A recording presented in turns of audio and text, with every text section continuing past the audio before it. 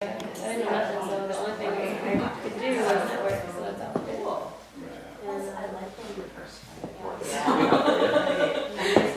We're showing on Friday for chocolate. A lot of people watch will know, like, and trust me, so it's good.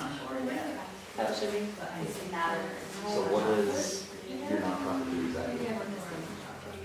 BCAI, School of Arts, and it stands for Breaking Chains and Advancing Education. So what we do. There's no chocolate covered bacon. Do we know? Anything that put your being Yeah, she into would that be goes in chocolate art. covered So bacon. I'm not into And we never got to go painting and check stuff out like that, like we do, we're only a bunch of this year. but We're over at the chocolate. Yeah, so I we was use the looking at arts first. to Oh, yeah. awaken. It sounds like Awaken it's easier. consciousness. It's kind of But like. I'm down for it.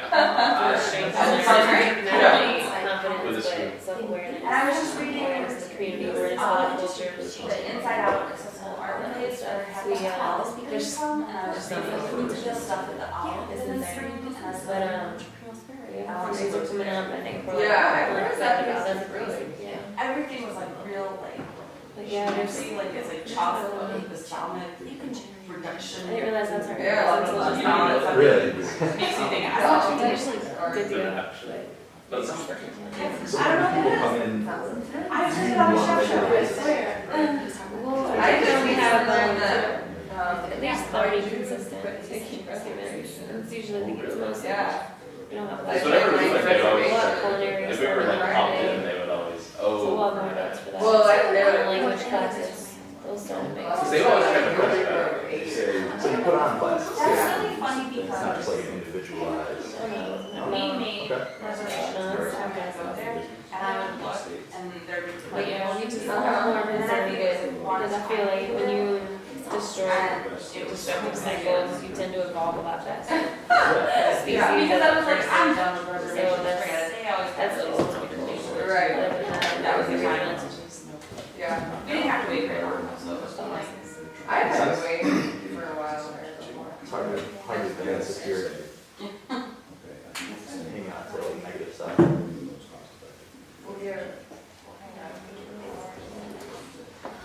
There's just a really, really strong energy within the school that has almost nothing to do with it. Nothing, I can say a word that roomy, but Yeah. it's like its Oh, own, it's- it's its own entity. Nice, It literally will survive. Yeah, It's that's without good. without- Like there's, I just watch these kids that come in and literally within a couple of months, like all of a sudden they're just out of control, like you already Yeah. see them Yeah, we're doing Westerners, evolving. 3-4 Yeah. Like I need 55 one day. 4-year-olds that just started learning music and hip hop, and she's a little more so cute. And all for everywhere. Alright, I think we'll get started. So welcome everyone. Just a quick little snippet as to what 1 Million Cups is, what Slingshot is, and kind of how we fit together. Slingshot is this space that you're in. It is a co-working space, and so it is used by individuals that are in the startup process. It is supported by the Bean Angel Investor Network.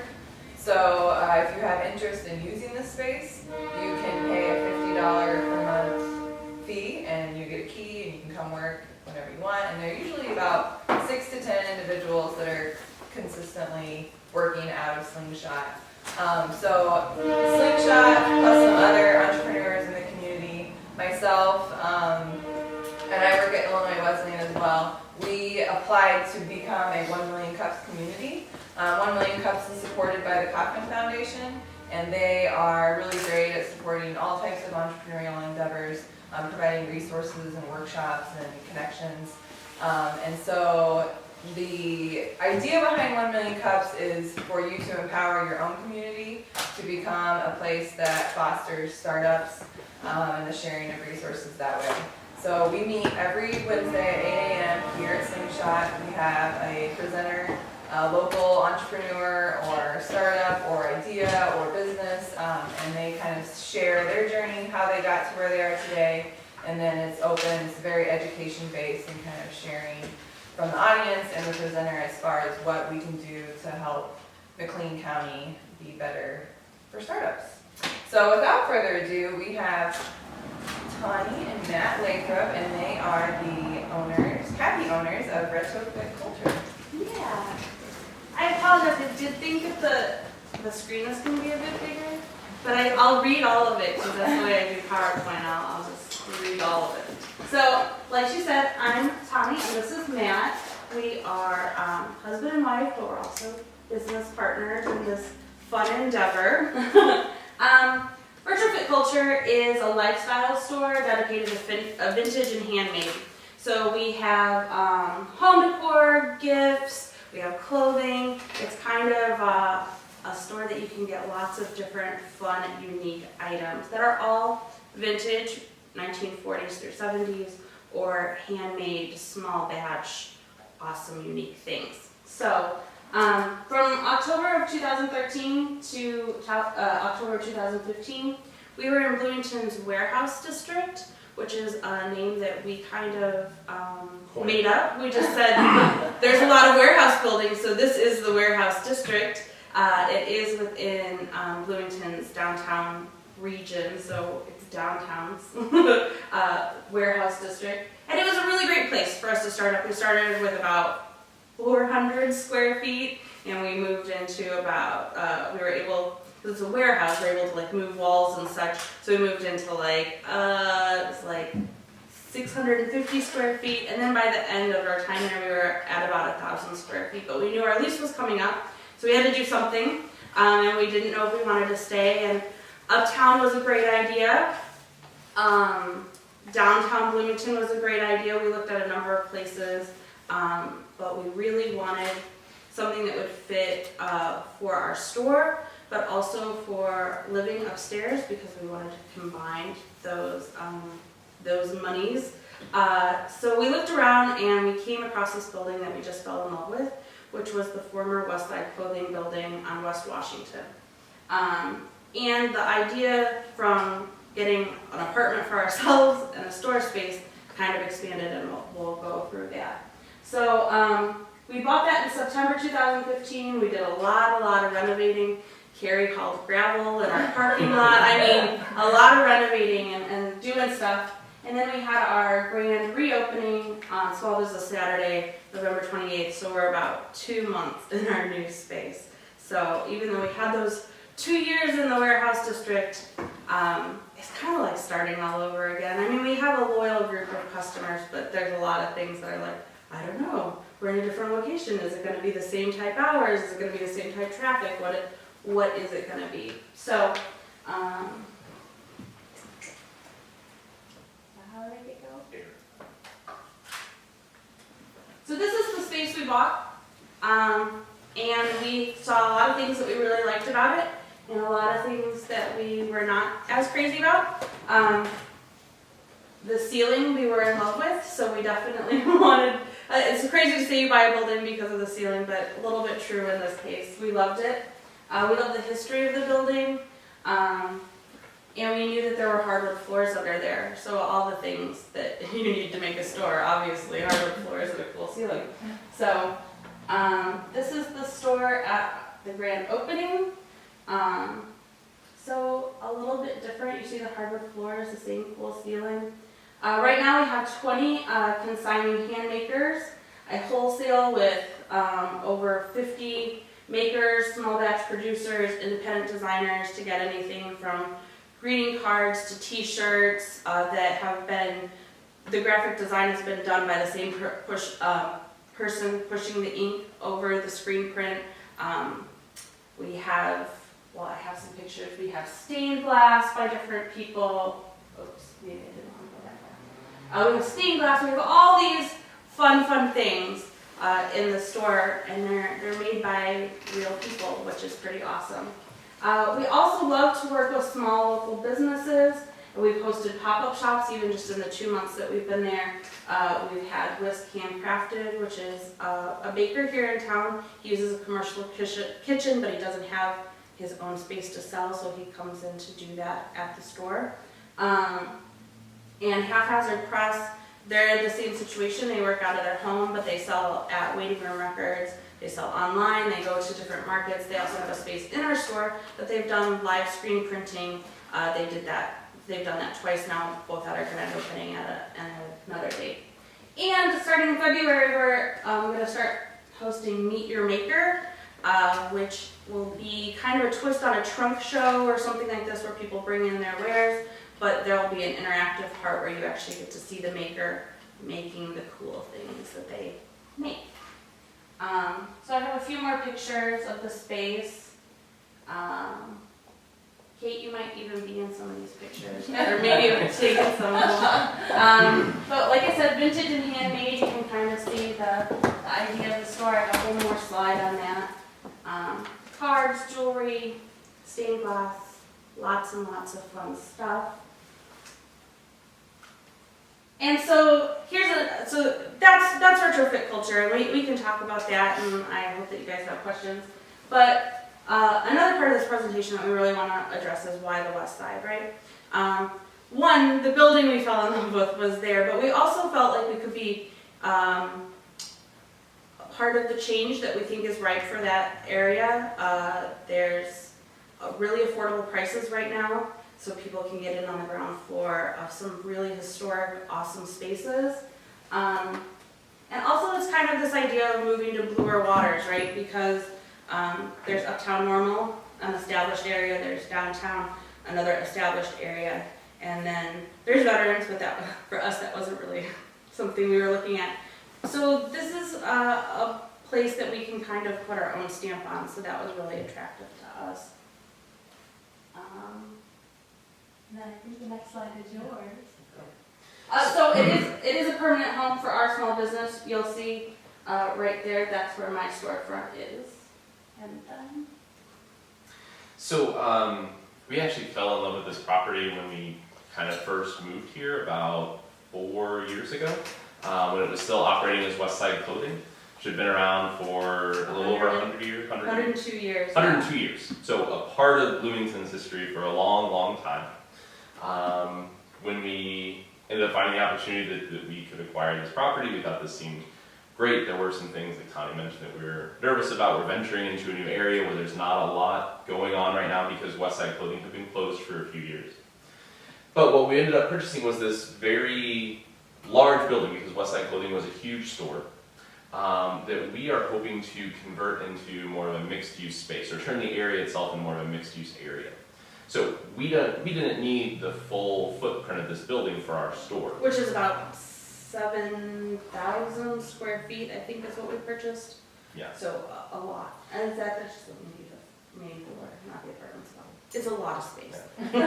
So her last store was around 1,000 square feet. Now we're just operating in that space on the far left. So even though this in some ways looks like one big building, it was actually 3 separate buildings that the previous owners slowly bought properties and then knocked out walls to merge into one huge space. So our plan is to keep our space relatively small at about 1,000 square feet or under, pretty much the same square footage we were at, and then actually start converting this into 3 separate storefronts.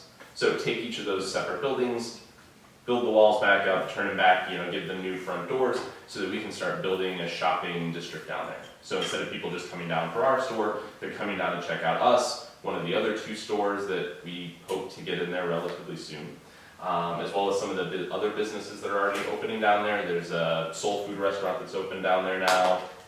It's very so delicious. If you haven't been to Rev's, check out Jackson Soul. There's a salon just half a block over.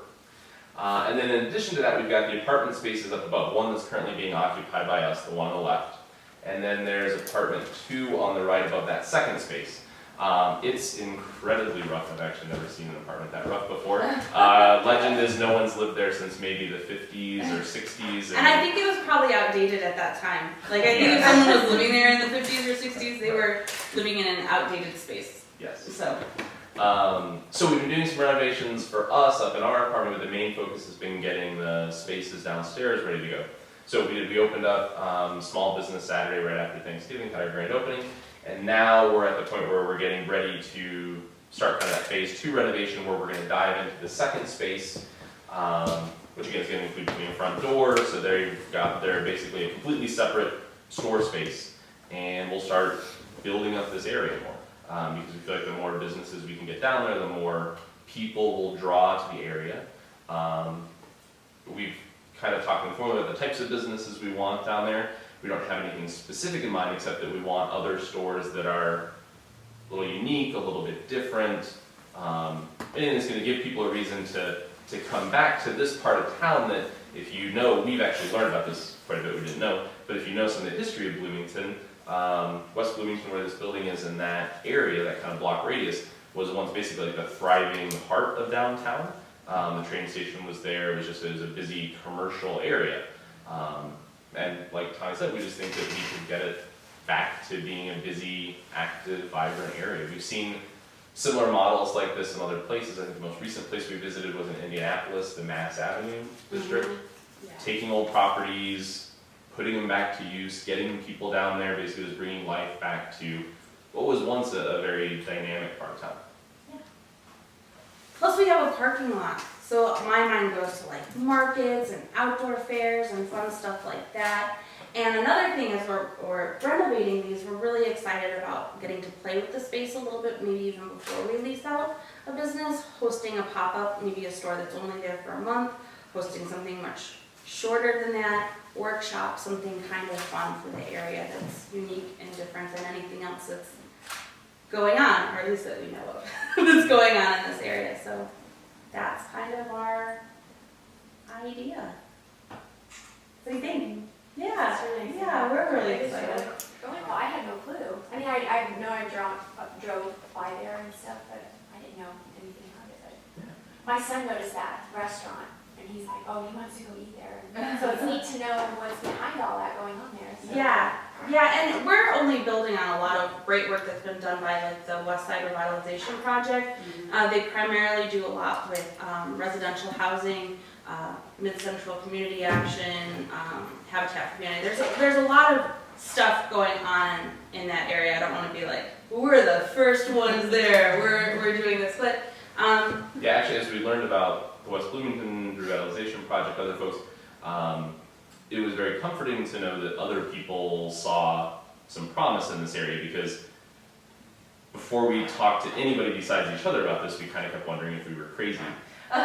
There wasn't anything over there. And then in the span of time as we started looking at this, the salon opened, the restaurant, Rev bought his property actually the day after we purchased ours. Yeah. And now he opened just right around Christmas time. So yeah, a lot of fortunate events, but a lot of other people who, like Tom said, have already been laying the groundwork, we've already been doing a lot to help improve that part of town. Sorry, go ahead, New No, go ahead. I was just gonna say, I have to say thank you, because I know Revy really well, and I know West Side Revitalization Program, and I know the salon owner that you're talking about. I just met her yesterday. We had never Juanita, met yes. up. Yeah, I met her. This is awesome. I'm very grateful to you guys for doing this, and for it's a huge commitment, and it's a lot going on, and there's a lot that I could potentially help you with, so we can talk after this, but I love it. That's what this is all about, but right? I have to say thank you. Do you guys feel that this type of effort, goes well with your brand overall, and kind of helps mission of what you guys are doing? It helps people connect with you guys and kind of the bigger vision, So as opposed to just strip malling it or going to the mall type of thing. the name of it short, so retrofit culture, in our mind, the short version is basically, it's just retrofitting. Mm-hmm. So taking old, taking new, and blending those together. So taking the old historic property, but we're not doing the same thing. We're not continuing to be West Side Clothing. We didn't buy their business, buy their brand. So bringing new life into the area, repurposing it, using it in new ways. So we're keeping the original guts and structure of what was there, but kind of refreshing, livening up what's happening on the inside of it. Yeah. And I think it goes absolutely with our brand. I think, if and this was never an idea, but it could have been, if retrofit culture was going to move to the mall, which in a way, if you read this stuff, malls are going to be pretty retro here in not too long. But it just wouldn't have fit. I mean, there's got to be this kind of smaller, more intimate feel to the whole thing. There's got to be a more purpose-driven, some quality to it all.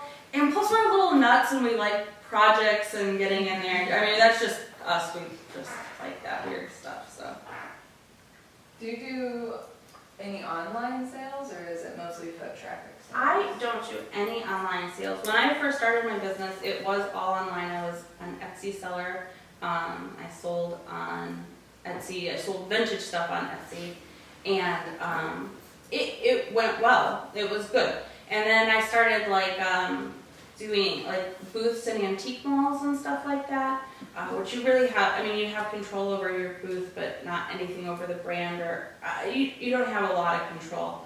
We did markets. We did, especially one summer, we did like a market every other week where we would go to a flea market or set up in Chicago or Indianapolis or St. Louis. And it was after that summer that we got the store, because we're like, this isn't happening anymore. We can't, we can't keep this up. So yeah, it just kind of keeps expanding.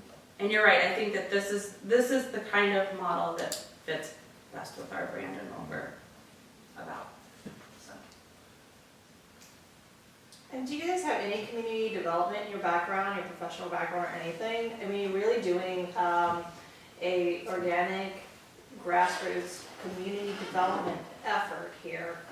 You're doing it. We are, from a and business perspective. We are, but we have nothing like that in our background. My degree is in recreation management. I worked for the military for 7 years doing single sailor recreation programming and event planning, and that was fun. And Matt works at Heartland. His degree is in math. That's why you look familiar. So Like every night. no, we don't. So we're just kind of winging it, and we get great advice from great people a lot. But Fortunately, what we found is, again, a lot of people in the area who have a lot of that background or interest and are willing to help and support and are promoting those kinds of ideas. So that's been great. also, when we decided to do this, we made this. I shouldn't actually admit this to a group of people, but we had this say yes policy of like, if Carrie says, do you want to present at Slingshot? Yes. Do you want to go to a meeting about partnerships? Yes. Do you want to join the West Bloomington board? Yes. So we're say yes people right now. We're just very open and willing to sit down and talk about our vision with anybody. Actually, probably customers come in the store and they're like, I want this card, and I'm like, well, we're going to be opening up the next space pretty soon. Like all this stuff. They're probably like, okay, just ring up my card, thank you. But we can't stop talking. Obviously, I think this is 36 to 8 minutes and we're still talking. So No, it's really good. Yeah. It's really neat. Well, I love think hearing there's about it. something to be said about kind of blazing the trail and not being paralyzed by going through all these different prototypes. Like, okay, is this gonna work? Let's analyze this. Is this gonna work? Like, just going out there and doing it and seeing if it's gonna work. And I think right up until Small Business Saturday at 10 a.m., we were still nervous as we could possibly be, because we were up till like 2 or 3 in the morning doing last finishing touches, because renovations had technically finished maybe like a week before, so we had a week to kind of set everything up and be open, and we still had this idea of we have no clue how many people are going to show up to shop at our new location. For one, our store has been closed for 2 months pretty much. Just about 2 months, like we just haven't existed in town anymore. So that either could have been a complete disaster, or we were hoping for pretty good. It turned out that it blew away our expectations. I mean, I don't, to be honest, I don't really know how, except that Tani does a great job with the stuff that she does. But we had just a flood of people in there, like a line of people waiting to check out the register, which maybe sounds a little bit like I'm bragging about how great our store is, but more just kind of trying to reinforce the idea that other people think this is a pretty cool area. Like, that's kind of what it reinforced to us, is that more, and it sounds like there's some interest here too, which is great. But just kind of towards it, we weren't nuts. to try to venture into this area that has a stigma to a lot of people in town. You mentioned West Blooming Center, you mentioned certain parts of town, and there are people who just kind of politely would say, no, not really interested in partaking in anything over there, but a lot of people are, which is great. Yeah, and you know, because I will talk to anybody about this whole idea, we've gotten bites and nibbles on who we might, you know, talk to for these local business number 1 and 2 spaces. And people are really interested in the apartment. Maybe it's because we say it's such a disaster. They're like, oh, I could live there. I'm like, no, no one can live there for quite a while. Like, you really can't. But yeah. So what do you, I know you said you can't quite pinpoint why Small Business Saturday was such a success for you, but looking back, were there things that you purposely did in preparation for that you could say, this is why this works? I thought it was going to be a negative to not being open for 2 months. Mm-hmm. And, you know, technically in retail, if you're opening November 28th, you've missed some of the holiday season already. But I think that worked a little bit to our advantage. I think people were like, yeah, I got to check this out. I would post stuff about, you know, the renovations, I didn't post a lot about what the space was going to look like, just more like little snippets, and then what it did look like. And we got so many people. You know, the other thing I really think is a huge testament is the great small business that Westside Clothing was, because there is a legacy there. People will come in. I got my first Red Goose shoes as a kid here. I bought my overalls for work here. I got my kids Oshkosh pants, you know, all this stuff. So I came here for Christmas because the owner used to play Santa Claus every year. Like, I mean, there was a lot about the West Side that helped, a lot about West Side Clothing that helped, a lot about maybe keeping it a little bit under veils for a while kind of helped, like, what is this?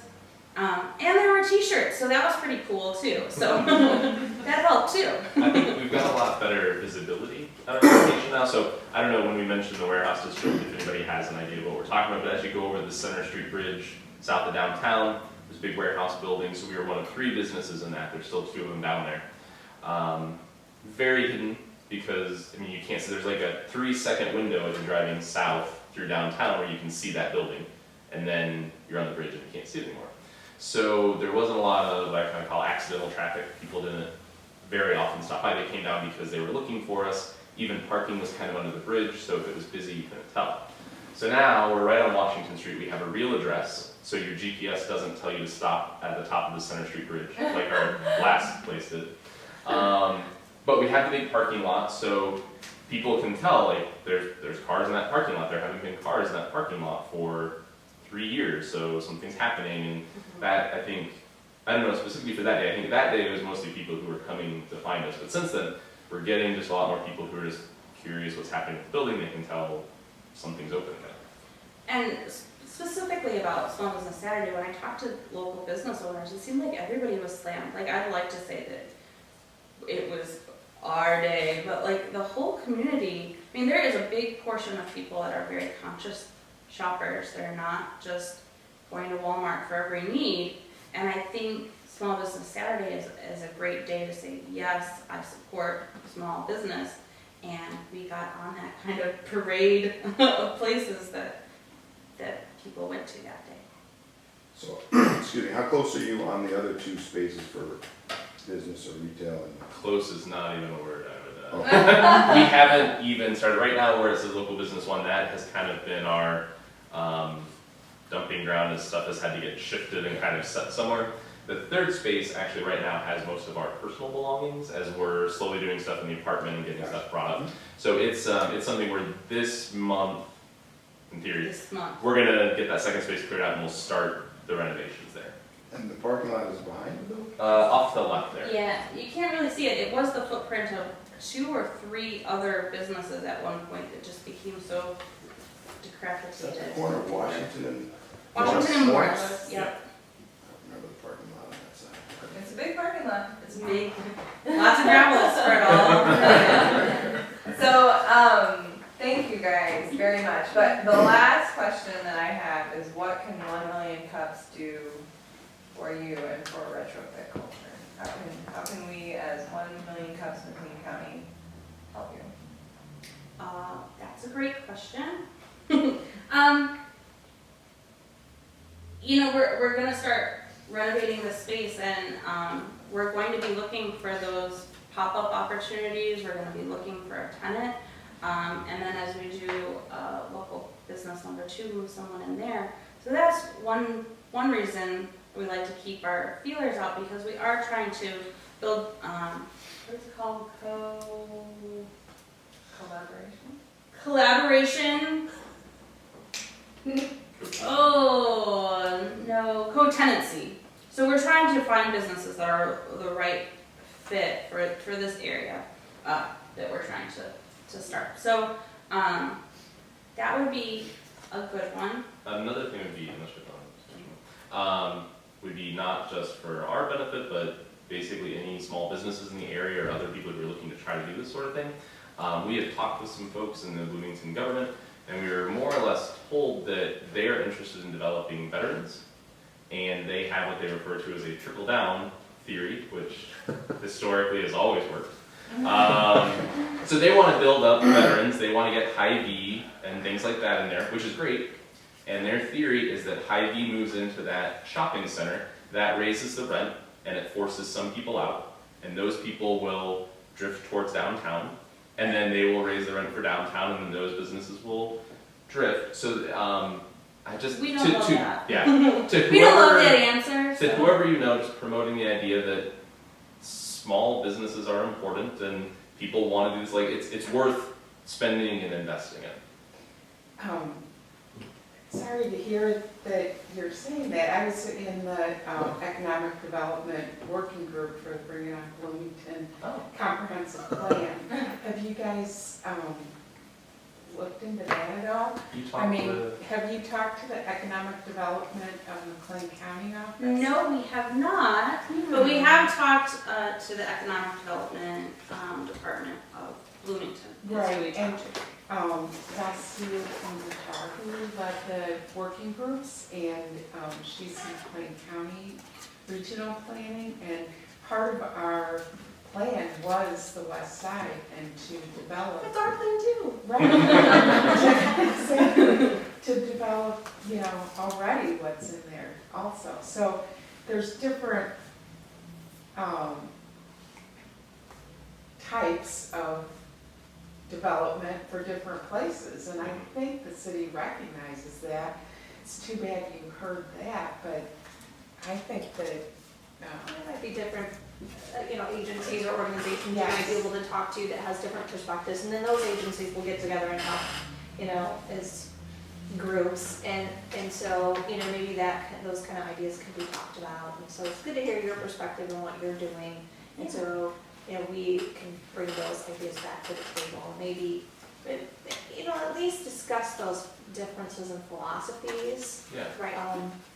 Because, these kind of ideas are very, like I said, organic grassroots. Ian is mentioning that the being an advantage, which is, an economic development strategic plan that all these agencies in the area, are coming together, as area stakeholders to promote.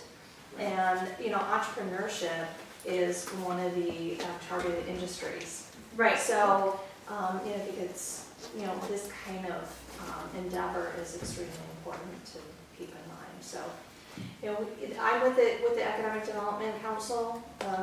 So, we'd love to sit down and talk to you one-on-one. That would be awesome. That would be great. Yeah. Yeah, it would be wonderful to see.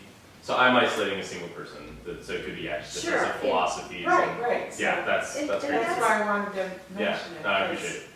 It was And that's, a- one strategy that perhaps the city's employing and for a whole that's- different type of mindset, but they recognize the importance of our existing areas and buildings. Great.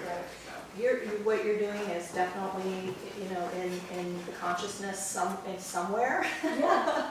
So don't be totally discouraged, and honestly, I don't think you are. No, we're not. You're, And And we love to say that this is like this really unique opportunity, right? And it was for us. It was a unique opportunity for us. But right across the street, there's a beautiful building that's for sale. So other people can have their own unique opportunities to make their own entrepreneurship goals come I think your true. strategy of being yes people and getting out there and making others aware of your vision and what you're doing is extremely intelligent, because you have to let people know. And I think both of us are in a little bit of a hard spot, being that we're not from here. We moved to town about 4 years ago. I opened a business about 2 years ago. And I feel like in those last 2 years I've met all these people, right? But it's just the tip of the iceberg. There's so many people, and that's, want to speak at 1 million cups? Yes. That's it. So I have a question about sourcing. Can you tell me about your process and how you pick your vendors and things like that? Yeah, I have a very sophisticated way of doing it, of like if I like it and if I would buy it and if I feel like they're a good business to partner with. And it doesn't really come down to too much more than that. I wish there was, Yeah. but especially for like wholesale or something like this, if their minimum is small enough, I'll try it. Yeah. Does it go? Awesome. People like it. I like it. It looks cool. People will enjoy it and they'll know that they're We good. do stick to products that are made in America. Okay. So a lot of it's handmade, but when you do get the small production things, we stick to things that are produced and Field so, notes you know. from Chicago, stuff like that. So are you always open to new vendors? Always open to new vendors. Okay, I'll talk to you after that. Always open to new vendors. So yeah. But it's not a very sophisticated process. It's just if I think it will work in the store. Okay. And I'm willing to try. If I'm not really sure, like, let's try it. So. Cool. And a really great business person would have all these cards to hand out to you. Now, this is my business card and all this, but what I'd like to do instead, because I don't have my business cards, is I would like to invite you guys to come to the store anytime. We can walk you around the whole building, or at least you can see Retrofit culture. We would love to invite you. What are the hours? We're Tuesday through Saturday, 10 to 6. But let us know when we can open up before or after. And if you're there from anytime between 11 and 6, right afterwards, you can stop over at Rev's and get some delicious soul food. It's very delicious. It's yeah. very, very difficult living across from him because every time I walk the dog, he's cooking and smell that. And it's all homemade, Yeah. nothing from a can. Yeah, so Everyday good. stuff. Well, thank you very much, you guys. Very cool.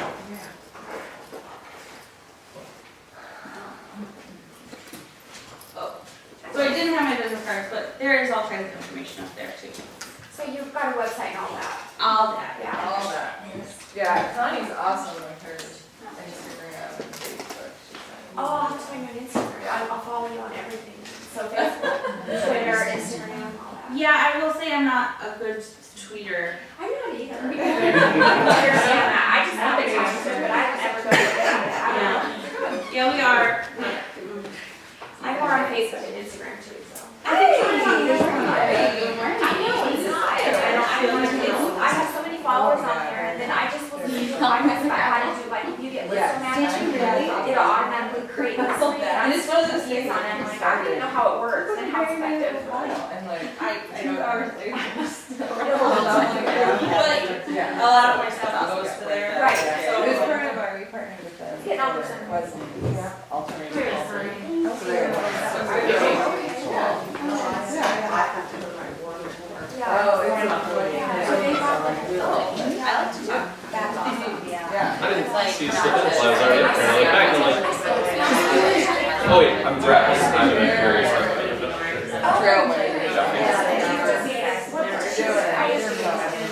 I work at Seawall. And then in the summer. But it is mine. No, I mean, I did it.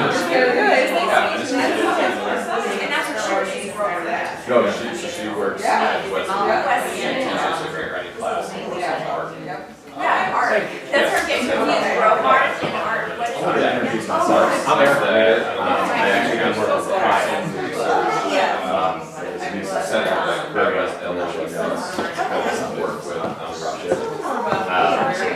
That's true.